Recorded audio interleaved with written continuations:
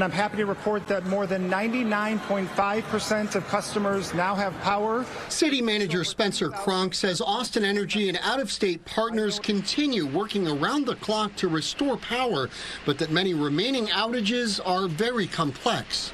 In some cases, broken equipment is under piles of debris, and we've had poles that snapped from the weight of ice or the force of a falling tree, and those projects can take an entire crew a full day to repair. Cronk was joined by other city leaders at the Montopolis Rec Center, the first of 4 resource hubs that have now been set up.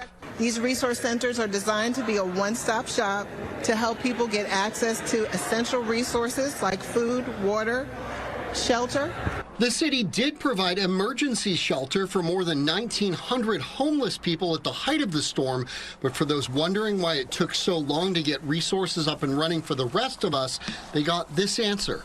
You know, as you could tell, we were having to wait for, make sure that the roads were clear, make sure that it was not a hazardous condition for our citizens to come to a multi-agency resource center. Despite the slow restoration of power and rollout of resources, Cronk argued the response to this storm was actually the result of lessons learned from 2021.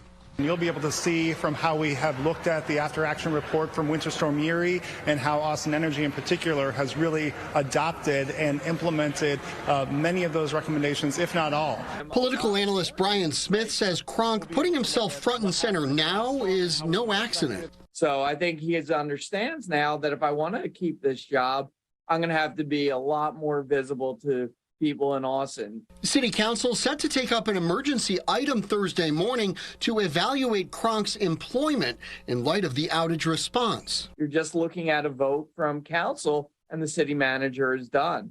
Smith says the combination of the botched city response 2 years ago plus the current debacle could mean Cronk's out.